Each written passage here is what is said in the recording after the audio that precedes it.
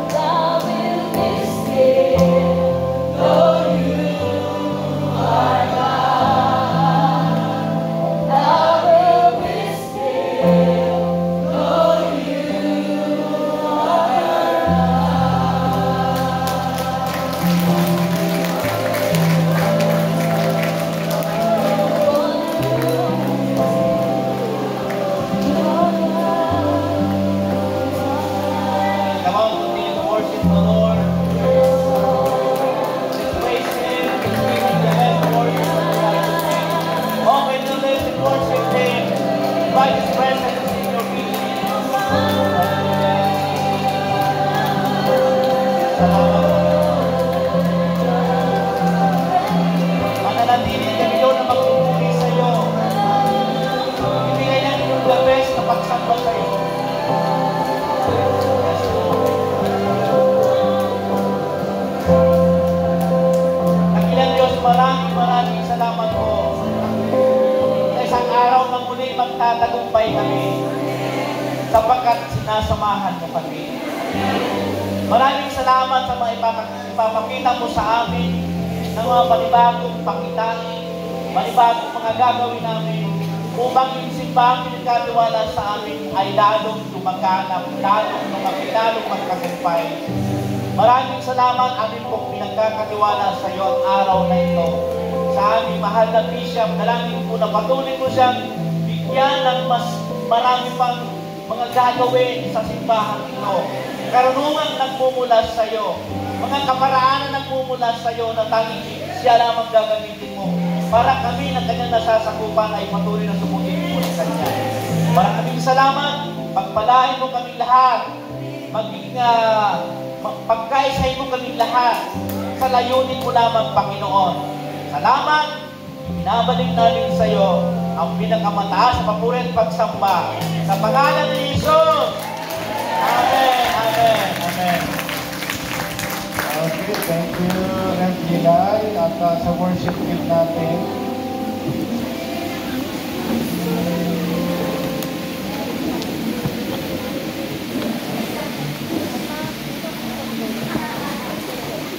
Okay. Praise the Lord. So it's a wonderful morning, di ba?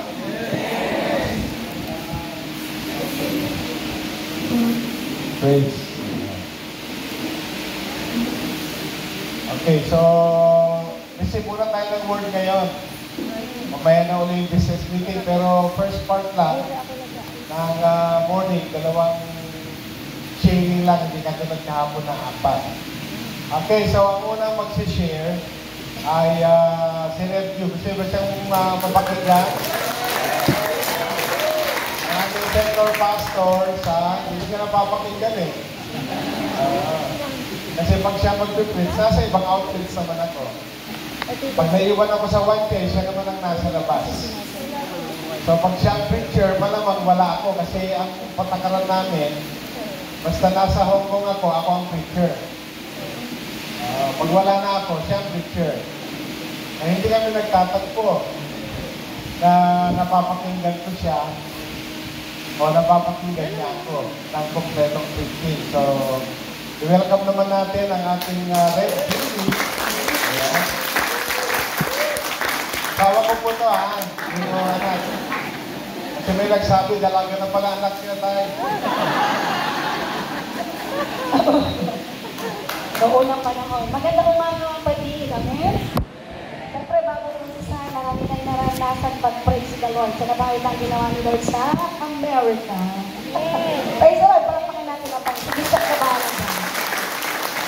So, in our theme for our Cancer's Conference, living in a changing world. And assign kasi sa akin is about divine guidance for pastors. All of us here are shepherds of our great God. Amen?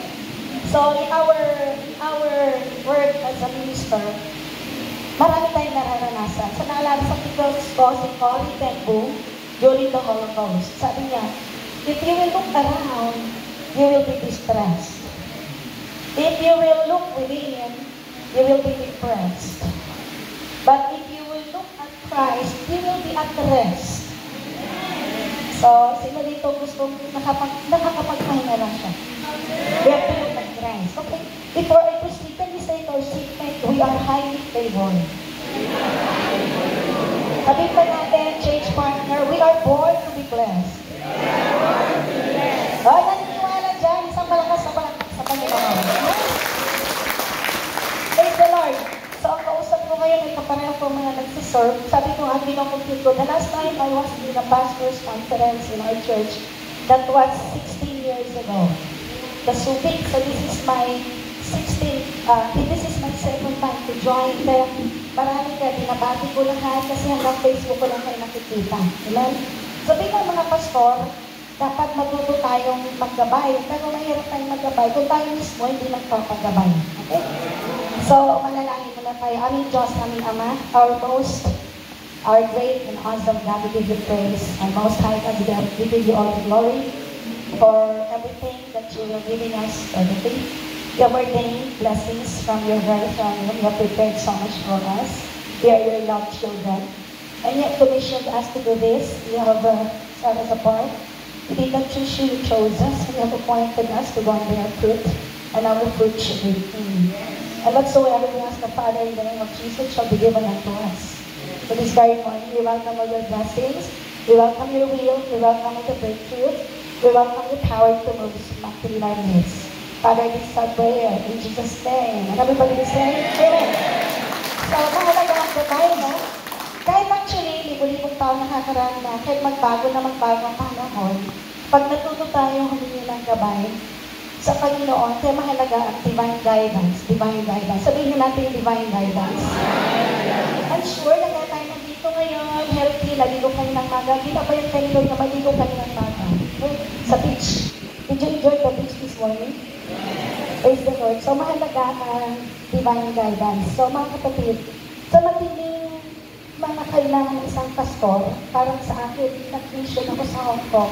Nag-mission siya 29 years, we went there 1995. Now 2024, 29 years. Pero bago kami nagpunta sa Hong Kong, na-assign kami sa Mindanao, nag-mission kami sa Cagayan de Oro City.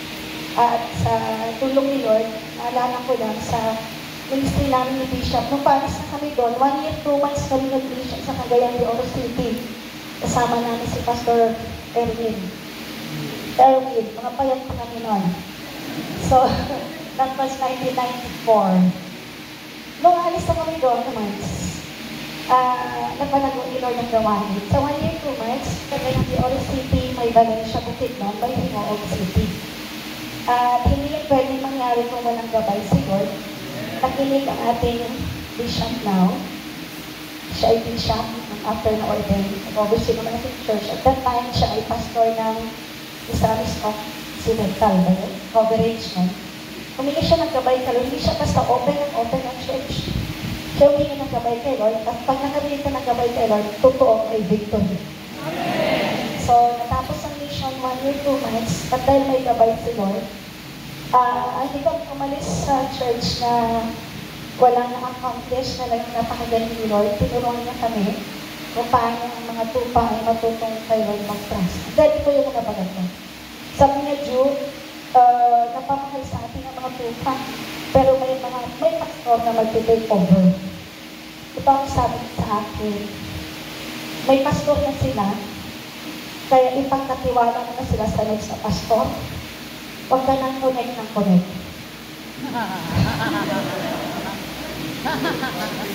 Tama. That's what he said. That was 1995 when we left Cagayan de Oro City. And because I understand that my pastor is my overseer, I have to submit to his authority. Nag-iyak ka ng mga member ng pastor. Masyadong na, kasi grabe. Typical, Cagayan de Oro City, doon kami nag-start ng everyday na gawain. Everyday. Ang Bible study na hawak ko 14. Kasi yun yung time na Corpus Christi time, pagka pareho kayong pastor magkasawa, pareho kayong registered full-time. When we were assigned Cagayan de Oro City, I was the head of finance. So pareho kami ng lovely, pareho kami ng position, overseer ang position. So when we were assigning Mindanao, they have to decide, kasi ang daming churches na pioneering. So they have to decide to remove the wives, to just work and support the ministry of the husbands in the church planting in Davao. So I was removed, I was terminated. So di ba ako nakarating sa Hong Kong, alam ko lang din ng termination. Hindi dahil ako ay gumawa ng masama, kundi they have to terminate me so that hindi na mamroblema ang finances ng church. But wala nang love gift. So yung mga kasama ko na naalis ng mga wives ng pastor, nakapag-isip sila na they have to support financially. But I have to ask guidance from God. Yung si siya, hindi ka niya pipilitin sa gusto niya. He will just allow you to hear from God. That's it. So I asked God, I said, God, what you will from me? So Lord, the Lord brought me to the first time I went to the full-time ministry in 1989. Kasi sabi ni Pastor in 1988, Sister Julie, will you marry me? 88. Sabi ko sa kanya, this young people time in Friday, Bible study. Awa ng sing-sing-sing. Wala pa yan noon. Penuso. So, by this MPP, nag-work ako sa secular. Di ba ako full-time? Friday yun. Sinalubong niya ako sa entrance ng Arcegas. Purpose visit tayo sa Sister Julie, yung Mary. Ronald Brenner was really alive at that time. May training para after 6 months of training. After the training, you can be assigned in Bible studies. And so, I said to Pastor Ines, sa pungat lang ng venue ha, kasi may turo din siyang gagawin. Ako, estudyante ako. That was 1988. And so, sabi ko sa ganyan, so wait. Sabi ko, Pastor, next week malalaman niyo. Why I said that? Because I know when I ask, I will receive. When I seek, I will find. When I knock, the door will be open to me. The following week, Friday, when I met him, I said to him, Pastor, God said, approve. I did not enter into marriage without clear guidance. On that 1 week, I did fasting to really hear from God. Because it's no joke to marry a man of God.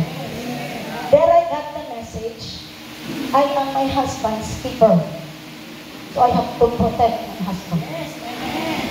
There I got the message. The Lord said, my plan for you is to prosper you, not to harm you, but to give you hope and a future. And because I am a child of God, that's also my plea for my husband. To prosper you and not to harm you, but to give you hope and a future. And then, on that week of prayer and fasting, kasi nung panahon namin hindi joke, I saw them, ang papayat ng ministers namin. Ang mga barong nila, kundi masakit na masakit, maluwag na maluwag. Ang hindi mo alam kung buhay pa, yung kinagaling nga ng barong. Ngiti sila ng ngiti, pero hindi mo alam, ay, ngiti sila, no? They look at their face, but when you look down, nakangiti din yung sapatos. Pag sa pastorate, volunteer ako sa Milans, after the core meeting, ay, nandyan sila, Rev. Hindi pa sila kasal nun. Kasama namin sila sa kanda. Ang pagpunta ko sa toilet ng pastorate, volunteer after the core meeting, mga toothpaste nandun, isang toothpaste, tigang-tiga na. Sabi ko, mukha nang tipray pa sila ng miracle na may lumabas pang toothpaste. Pero malala ang commitment, yan ang matinding na ibigay sa amin ni late Ronald Brenner. Yung commitment na naituro niya sa amin, grabe, patay yun. Meron akong kaibigan, best friend, na sabay kami nag-minister kasi same kami na boarding house. Sabi niya, Julie, pumunta pa tayo sa meeting, pahat na. Galing siya sa Pierre, sa Del Brother, siya nag-work, nagpuntan siya. Ako sa small tax, sa Viva Fields booking office. Naka-stockings kayo, naka-heels kayo.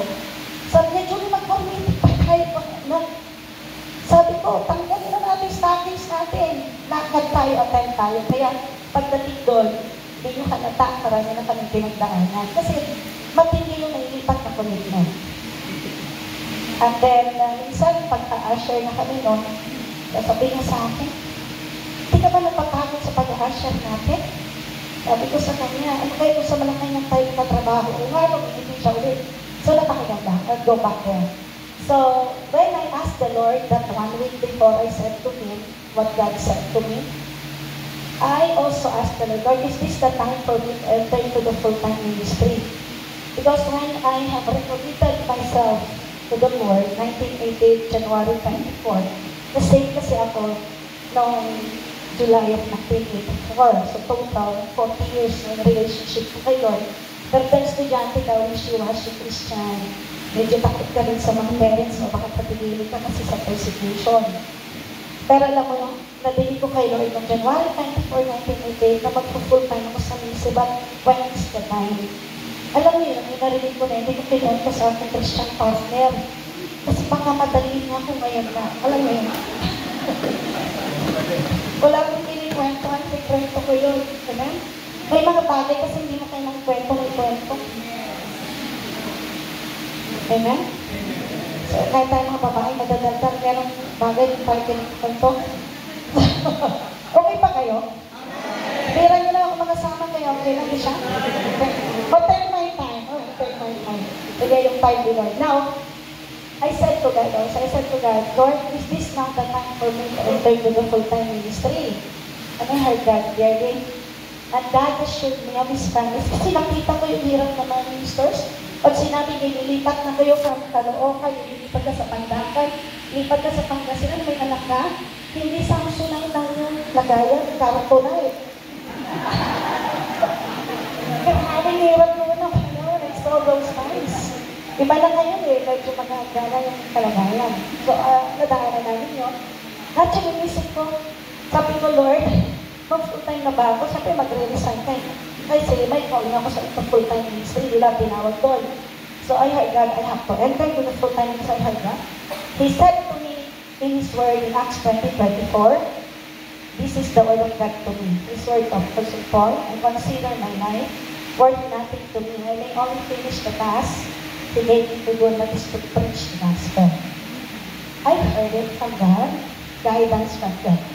And after I received the guidance, pinawit niya ako na, and because He is, katay natin lahat, I can face tomorrow,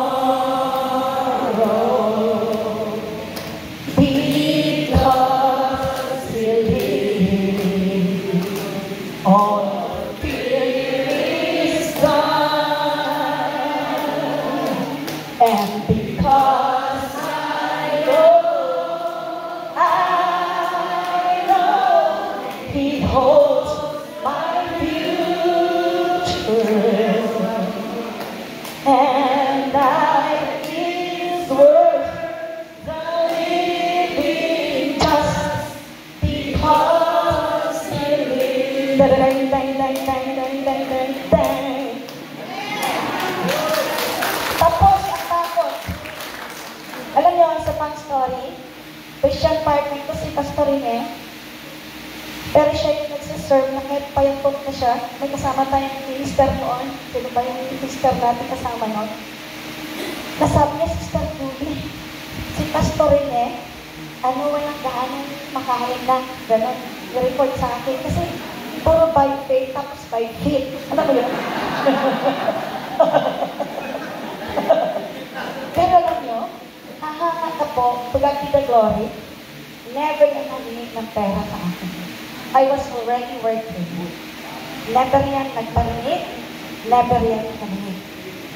Sa aming pagsasama sa ministry, hindi talaga siya mahilig magparinig sa needs niya. Na-impart na sa akin, kasi sa ministry namin, hindi kami nang-extort ng number.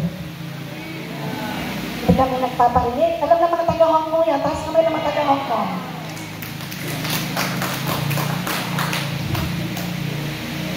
Hindi kami nasanay sa ganun. Namuhay kami sa pagtitiwala kay Lord because sabi ni Yusuf Taylor, God's work done in God's way will never lack God's supply. Diba? So, lalong naisip mo, he's really a man of God, a servant of God. Hindi siya mukhang pera. So, nagpaparinig, nag-work na ako na. Nipresent, iba lang, nagpipray na lang siya. Kakanta siya, Lord, itong na ako. Kasi ang venue, Pandacan. Oo, naglalakad siyang ganun, pinagdo na lang. Isa next niya, preaching. Kasi hindi kami mahilig. Christian partner, nagkwentuhan ng kwentuhan. Pareho kami busy sa ministry. Maririnig ko lang yung story niya pag nag-preach siya, may makilig ako. Amen? Kaya, ang ganda. Nag-focus kami kay Lord. Tapos, ano siya, napakaganda. Kasi nagpipray lang siya, Pasko yata yun. Sabi niya, Lord, gutom na ako. Habang gutom na ako, kwento niya na doon sa paging narinig ko. Nakita niya, green, lumilipad. Tinapon niya 5 pesos. Yung tapel ng 5 pesos. Tinapon niya, gutom siya eh. Kumain siya ng goto sa kantahan. May pamasahe na siya kasi nilalakad niya yan. Big yung gitara. Tapos kakanta pa siya kasi baka biglang kasama siya ng malakan yung police at guard. Kasi dadaanin niya yung bridge na yun. Papunta sa Pandakan. 2042 Pandakan. Memorize ko pa, San Carlos. So, everything is clear, everything I remember because I don't entertain many things in my life. I'm a very focused person on what God just wants me to do. Kaya kahit naman nila, when we went to Hong Kong, testimony mo na to bago ko mag-proceed. Mabilis na lang. Amen? Okay pa kayo? Amen. So, until Hong Kong, I'm very focused by the grace of God. God gave me the grace because I'm always guided by what He said to me. Just to preach the gospel. Just to preach the gospel. Yung iba yung kumilong-wento. Maraming churches sa Hong Kong na nag-start silang mabuti. They were contemporaries sa bayan namin. But later on, nag-business na sila. Later on, inabangan na si Bishop, Bishop, pinahantik ka namin para sa business. But we have understood. We came to Hong Kong not to do that. We came to Hong Kong to spread the gospel. Amen? Because God will just provide. So, ang change natin sa Hong Kong, hindi natin minamadali ang mga bagay na pinintahan, pagpintahan. We do it, mapatid, one step at a time. Hindi namin minamadali. Tapos, susundan namin yung mga member na nangigistara namin around the globe. We are not made as pastor. We don't want to send letters to you, because kept from you from all over the world. We will take care of the flocks God gave us to take care. And we will tell them how to really be faithful to God kasi the more they obey God, they will be blessed. That's what we did. Kaya kahit na yung mga member ng dami na sa Canada, mga kapatid, walang mag-expect sa kanila na hihingi kami ng tulong kasi ang aming mail natututukan yung kinassign Lord na alagaan namin. Hindi kami kung saan nakakarating karamihan ng tulong kasi hindi namin minamadali ang kung ano-anong dapat. May nagtulong, may nagtulong. Kung ano muna yung provide yun muna. Step by step, little by little, one step at a time. High five, sa mga tabi natin. Sa Hong Kong, hindi ako magpa-high five para gumising. Amen? So, ganun pong sa Hong Kong. Kaya may mga members ngayon sa Hong Kong na they have churches here in the Philippines. And they're asking me, paano po yun? Nagsusulisit yung mga pastor namin sa Philippines. Hindi at our iba't ibang churches. Hindi ko alam, no? Kasi kahit nung nag-mission kami ng pastor sa Philippines, hindi kami mahilig sa ganyan. Kasi magtuturo lang kami. May Cagayan de Oro City, 1 year, 2 months. Ang hindi marunong mag-tiles, natutong mag-tiles. To God be the glory. Talagang bilang pastor, my plan for you is to prosper you. Hindi pwedeng yung member ko naghihirap dahil hindi mo tinuturuan ng Word of God. At habang nagtuturo ka, dapat gawin mo yung tinuturo mo. So before we went out for mission, I came from finance ministry for 4 years. Maurice Cerulo came to the Philippines for a crusade. I was not able to join together with all the finance ministers and workers. Dami namin deadline, 2 days, and everything reports. Pagdating nung umatend kay Maurice Cerulo, nagpuntahan sila sa office, open pa kami. Nagtatime sila. Sabi ko, anong topic ni Dr. Maurice? Ano po, araw-araw ikot niyo po yung Malakay 3:10 para po lahat ng blessing niyo, wala kayong nakakalimutan para hindi kayo mag-curse with the curse. No? I did not join the conference. When she said that, nag-sink inside ko, that's the beginning. Lahat ng blessing. Pag binigyan ako ng real blessing, may fight sa ko. Really? Amen? Sapatos. Pag binigyan ako, magta-tiles agad ako dyan. Hindi ko pwedeng putulan ng 10% yung bagay. Hindi ko na magagamit. So lahat ng investors, ako nagdatingan kayo sa Hong Kong, dami pasalubong sa akin. O na October, na September, para lang inaalay sa pari. Thank you. But you know what? All of those you gave me, I gave already the 10 part cash equivalent to God. before I distributed to the members. The result is, sabi ni Lord, I will throw open the floodgates of heaven, and I will pour out so much blessings that you will not have room enough for it, and I will rebuke the devourer that's destroying your crops, and yours will be a delightful land, says the Lord Almighty. So, sa praise the Lord, nag-minister kami ni Bishop. Kahit saan kami mapunta nung natandaan ko yan, wala kong linis. Sa grasya ni Lord, hindi naghirap yung ministry ang hinahawakan to God be the glory. At pagdating na sa Hong Kong, dahil ikaw pala yung doer ng word ni Lord, pati mga member, kahit hindi mo na i-follow up, ang Holy Spirit ang nagtatouch sa kanila. Si Lord ang nagtatouch. So, mga kapatid, I will go now to the point by point. With those cheerings, marami ba tayong natanggap? Encouragement. This is my life. This is my testimony.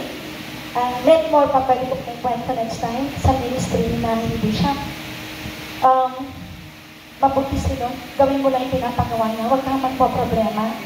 Hindi mo kailangan nag-worry. Kaya nga sabi ng isang pastor sa Ministerial Fellowship namin, aming president, sabi niya, Pastora Julie, kasi nagtatandaan na yung mga kasama namin ng minister, no? Makaedad ko lang, pero mga matatanda namin, diba? Ayoko naman maging proud, pero napapansin mo, mabilis kumandak, no? Sa Hong Kong. Sabi niya, ikaw ba'y walang problema pinadaanan sa member mo? Wala bang kasaway sa member mo? Gusto mo nagpipiro ka ba? Pero pala, pag nahilig ka magtiwala kay Lord, humingi ng gabay, kahit pasaway na God will tell you, bakit siya pasaway? At tutulungan mo yung pasaway na maging matino. Sa katabi natin, klaro? Napakahalaga po ang divine guidance. So bilang mga pastor, marami pong pastor na nahihimatay sa mga pasaway ng members. Tapos susugurin, may message for 29 years. Isang member, wala akong message para sikahin. Except for my daughter, Mary Jo. Because she was with me since she was small, she knows everything about me. She can understand me. But to all the members, kung kakausapin kita not in the phone, I don't do that. I'd rather talk to you so that your questions I can answer immediately. Kasi ayokong after kita nakausap na damage din ka na kita. Kasi ang goal is to prosper you and not to, but to give you any future. So mga kapatid, marami pong challenges sa mga pastors, but we are called to shepherd our congregation. Mahirap mag-shepherd kung di ko alam ang Psalm 23. David said, Psalm 23, the Lord is my shepherd. I shall not be in want. He makes me to lie down in green pastures. He guides me to the path. He restores my soul. He guides me to the path of righteousness for His name's sake. Yea, though I walk through the valley of the shadow of death, I will fear no evil, for you are with me. Your rod and your staff, you comfort me, and you anoint my head with oil. You prepare a table before me in the presence of my enemies, and you anoint my head with oil, and my cup overflows. Surely goodness and mercy shall follow me all the days of my life, and I will dwell in the house of the Lord forever. So mahirap mangalaga, hindi ko rin alam kung paano si Lord nag-alaga. Kukopyahin ko lang din si Lord paano siya nag-alaga. So, bilang mga pastor at mga ministers of the gospel, ay marami pong mga trabaho. Ang daming dapat gawin. Arugain ang mga tupa. That's why I try to memorize the names of all the members. Because how can you say, care for them, pag pinay nila, first name din na alam. So, I try to memorize. At hindi lang yun ang gagawin ng pastor. Alam ko, alam ito lahat. Madami nila ang gagaling mag-preach. Ang gagaling mag-preach. Pero, sa Hong Kong ngayon, at this moment, ang dami pumupunta sa atin, taga iba't ibang churches. Nahanap nila, kasi syempre may online. Tapos, atin na daw sila ng anniversary. Hindi ko pa nakakausap dahil first set, 3 services pag linggo. Tapos pag amen mo, wala na sila. Takbo na sila. Kaya, babagkitin na sa akin, gusto nila umating sa church sila galing. Tapos finally nakausap din, kilala ko din yung mga pastor nila. Really? Akala nila, interview ko sila kung anong ginawa ng pastor nila.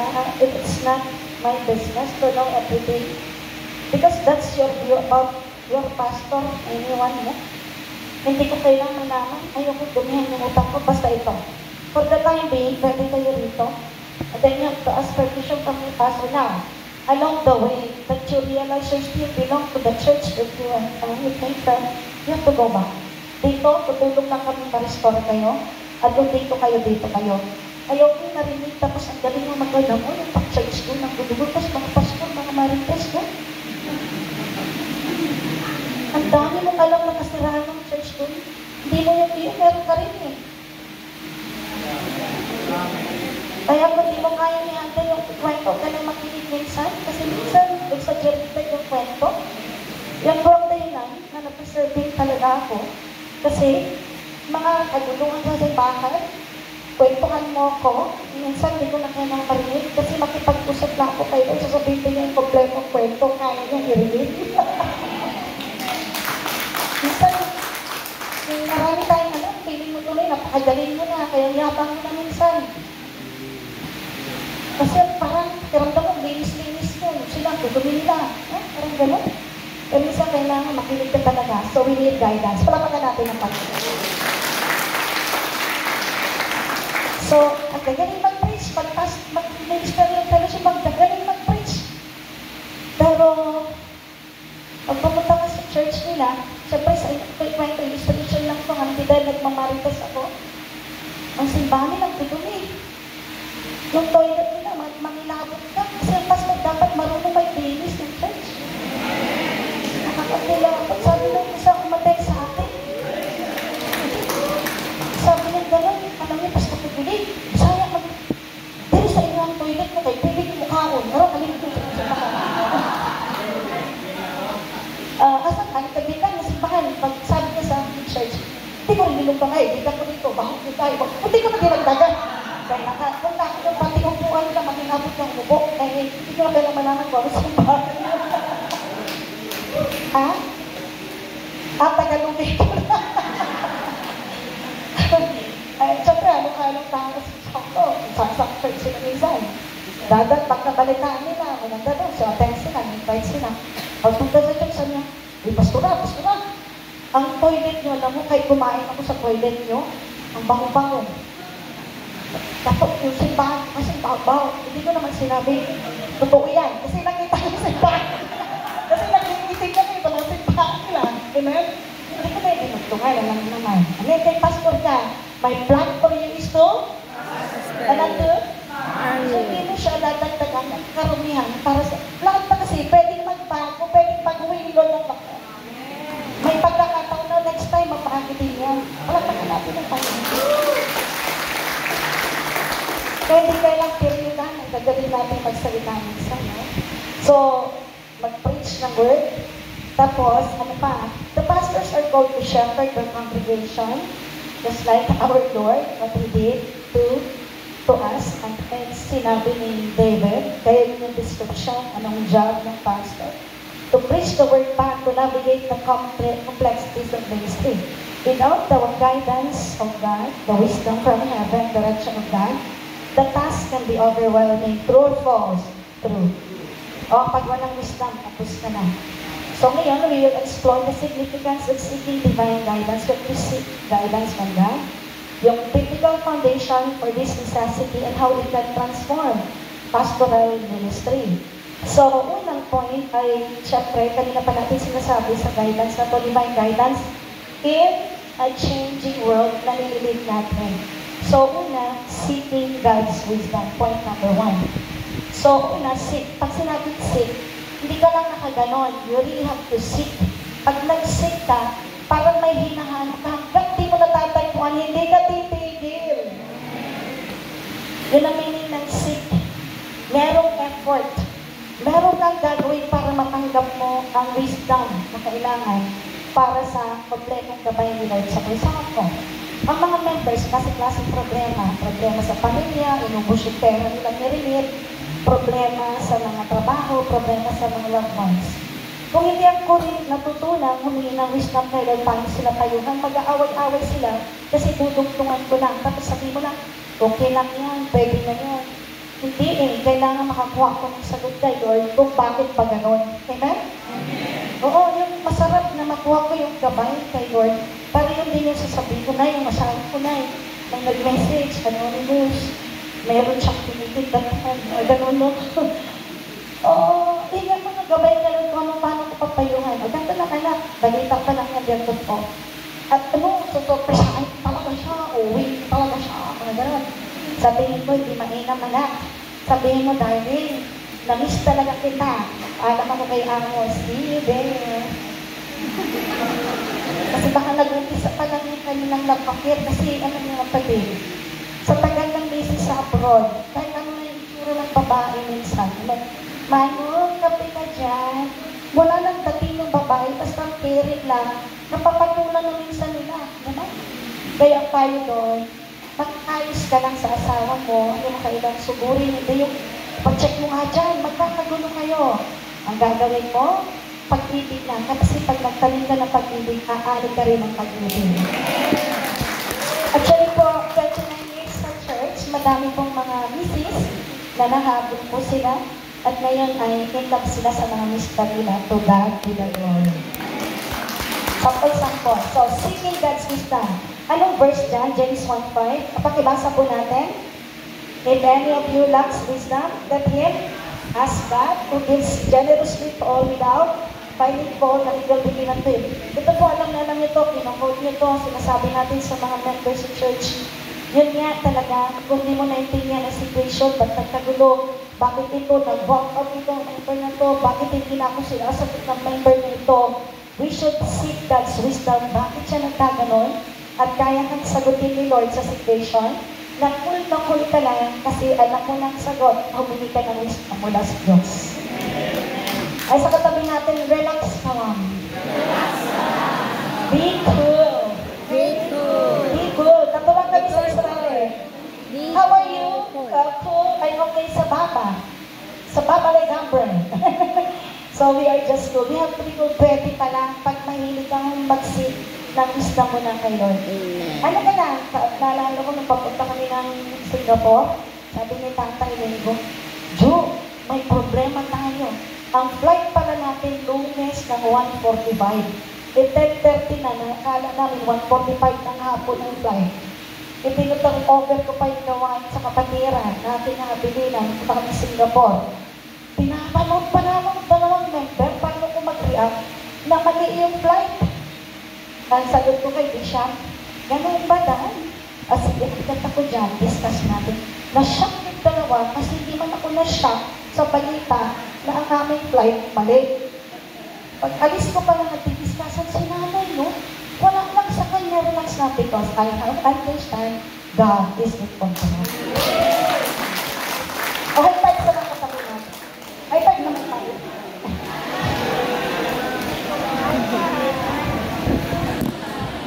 Ang proud ni Lord ang lahat, di mo kailang parating mataralan. So, continue. So, kung may mga, ano nyo, pati, matititing situation, malalaking bagay na dinesisyonan, ano munang gagawin ng mga pastor? Seeking God's wisdom. James 1:5, memory verse rin natin yan, okay? So, kailangan ng mga pastor, parating tayo may mga difficult decisions, wala sa preaching na topic, church management, seek ang wisdom through prayer. Paano seek ang wisdom? Through prayer and through the scripture. So, pag nag-pray ka, i-guide ka ni Lord, Lord, bakit ba hindi kami nagkakanak ng pastor? Dami pressure. Wala pa kayong anak, pati member ng struggle. Amen? Pressure here, pressure there.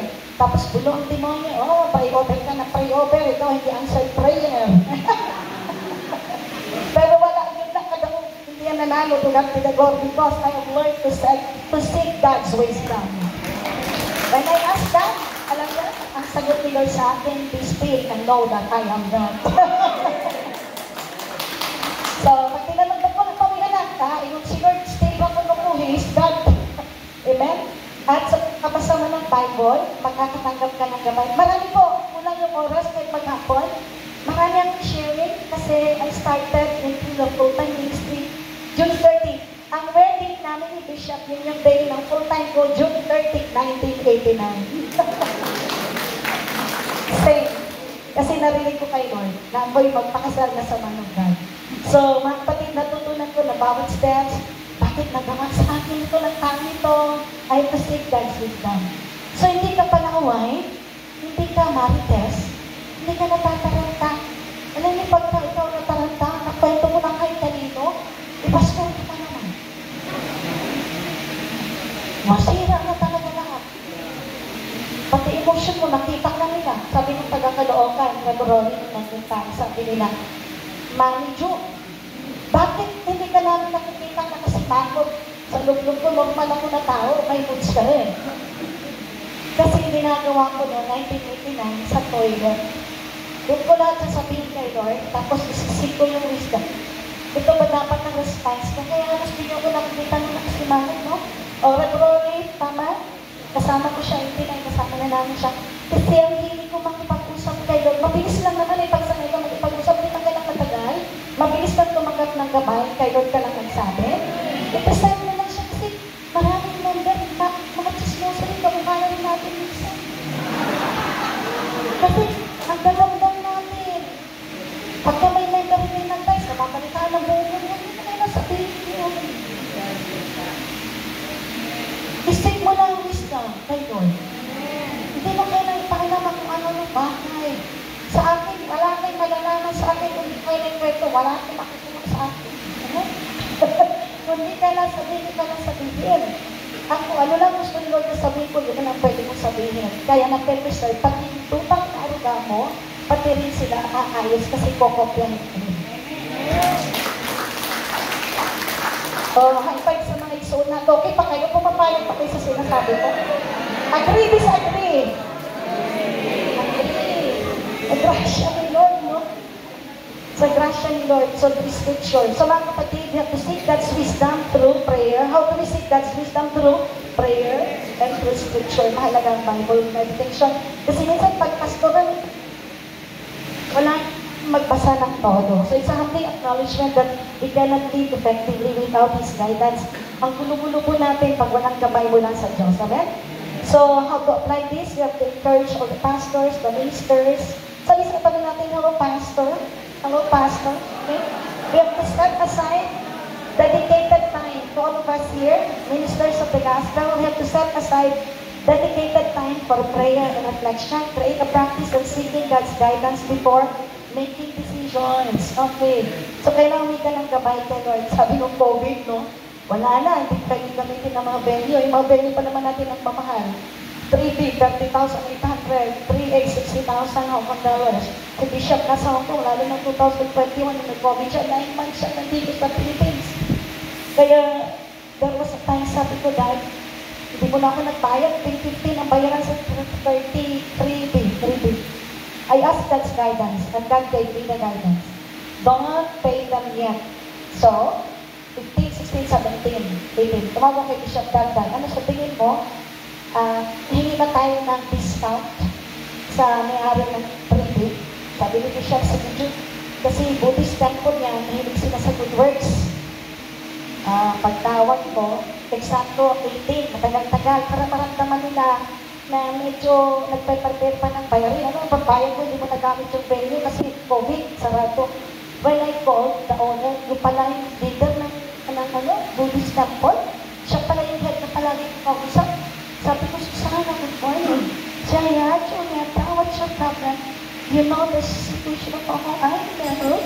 So, all the venues are closed. Also, our venues closed. Sabi niya sa akin, closed din sila, wala silang mga worshiper na pupunta sa kanila.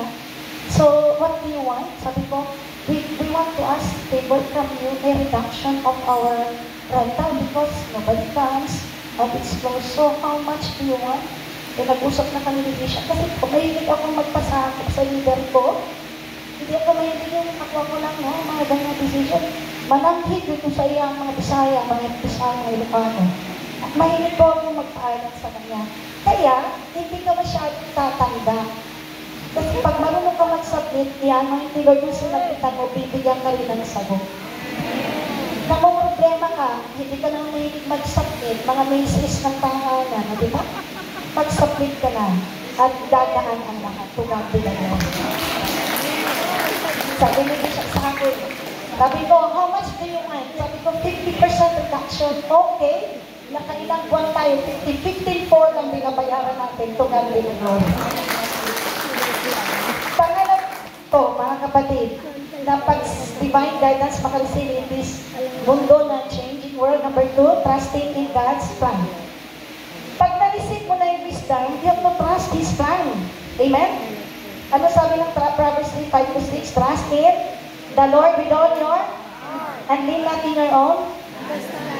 In all your ways, submit to Him and He will make your path straight. Kasi pwedeng nakatanggap ka ng wisdom, tapos papalitan mo naman yung pre-provide niyang sagot. Huwag mong palitan. Magtiwala ka kung ano sinabi niya, stick to that, don't change it. Agree? Huwag na palitan. Okay?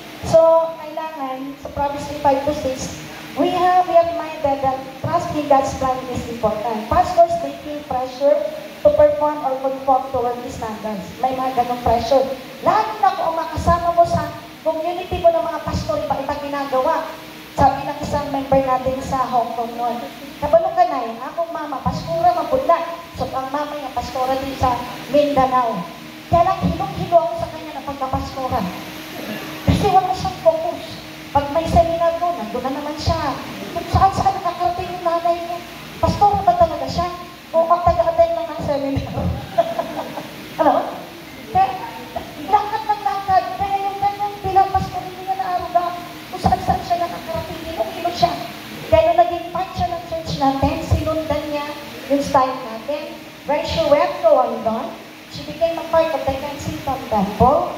She is a worker in the Kensington Temple.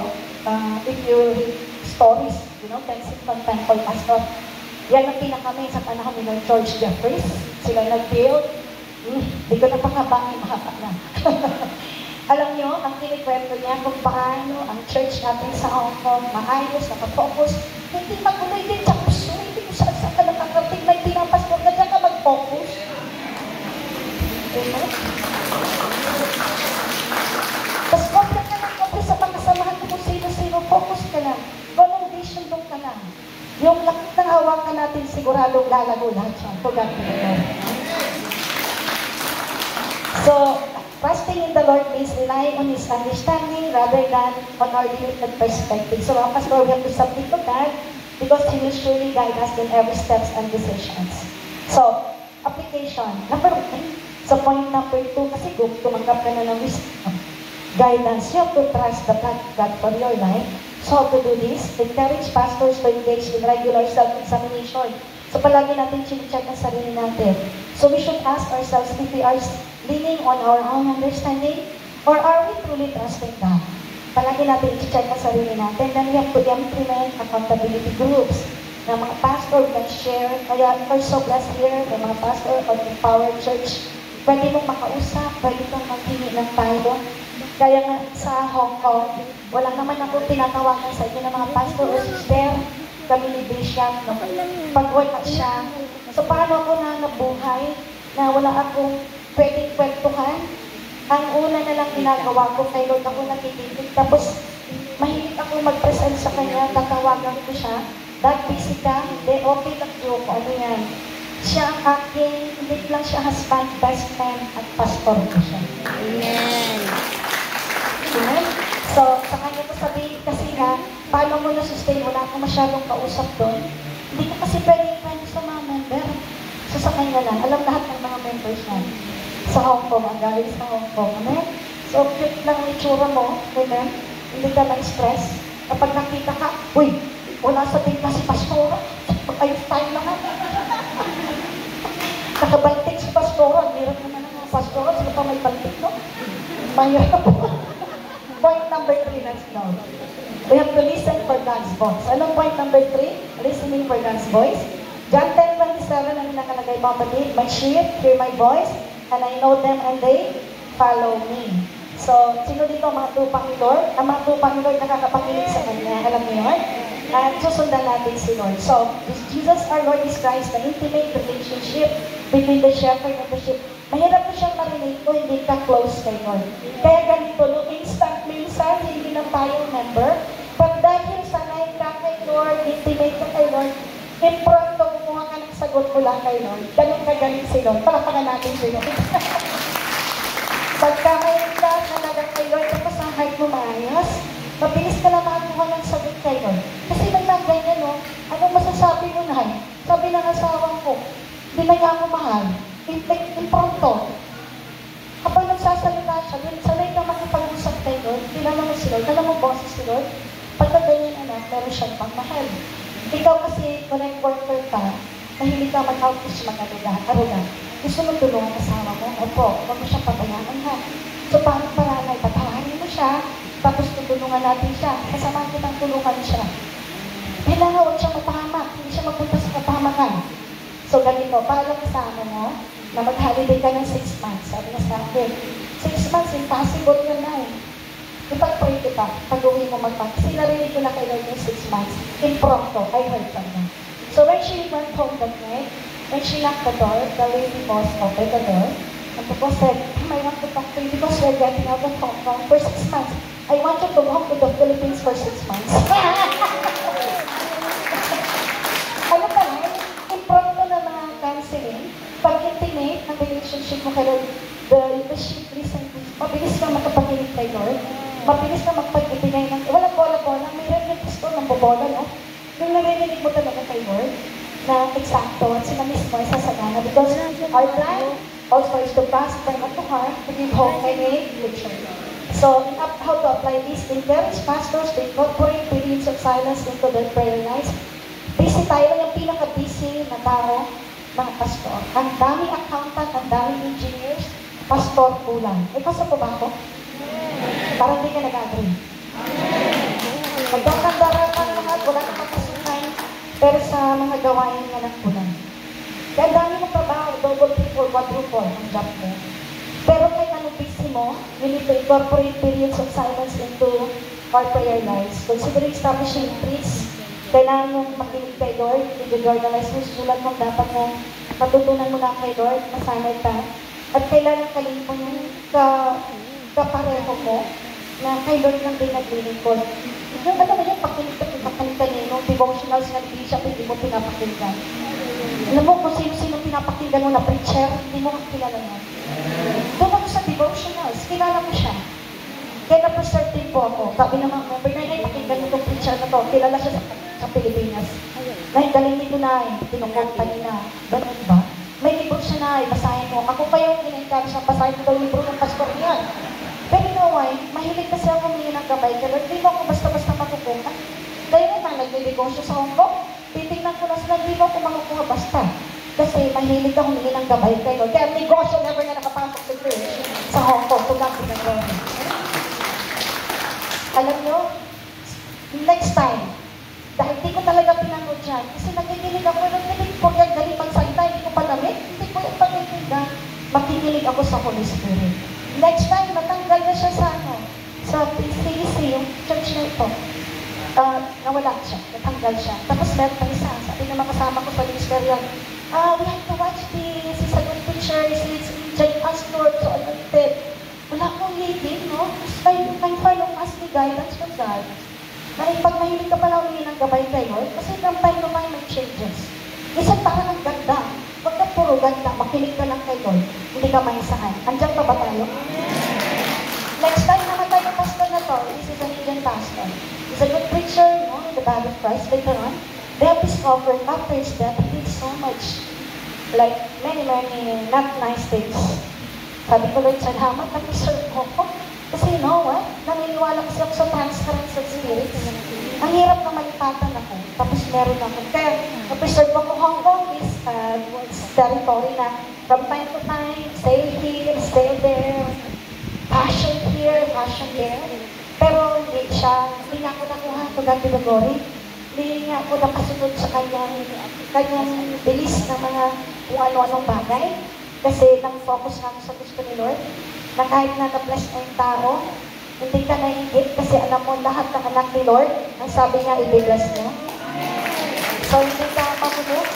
Hindi ka basta-basta ma-influence, basta-basta mahilig ka makinig ka. Hindi naman ka na matagal na mag-decide, masanay ka lang na makipag-usap kay Lord, ay mabilis kang tumanggap ng gabay ng Lord. So, pag-share, this is how I share also to our members in Hong Kong. Tinuturuan natin sila na makinig talaga kay Lord, huwag mabilis mag-decide, seek ang wisdom, pag may na-receive na kay Lord, pag-trust sa plano ni Lord, kaya parang hindi nagagawin sa kanya nakikita, at talagang matuto siya. Ano yung point number 3 natin? Ang nakalagay? Mga kapatid, yun yung point number 3 natin. We need to do that. So, in closing, in conclusion, marami ba tayong tinanggap na encouragement? So, mahalaga ang divine guidance sa lahat ng mga nag-minister, sa lahat ng mga members sa church. Very foundational ito. How to do it? Seek God's wisdom, and then trust in His plan, and listen for His voice. Let's pray. Father, we thank you for your message. We thank you for your grace. And I pray, O God, as we have heard this, and we always hear this, we also teach this, but give us the grace to be a doer of your word. And this is embedded, this is in our heart. This is natural, that your word is written in our heart, so that in everything that we do, in all pressures, challenges, as ministers of the gospel, we will always do the point by point that we have heard today. Hindi kami matilis para maingatan kami sa Lord, at lahat ng mga nasasakupan at namimisteran ay ma-encourage din sila na tama. Ikaw, Lord, ang aming great shepherd. Magpasakop lang kami sa iyo, sundan namin ang iyong ginawa at ang bawat isa-isa sa kanya. Salamat sa lahat ng biyaya mo sa buhay ng bawat isa. Salamat sa pagkaserve sa mga ministers at ang lahat ng mga pastor na buong denomination. We give you praise for the blessings now. In Jesus' name we pray. Amen. God bless.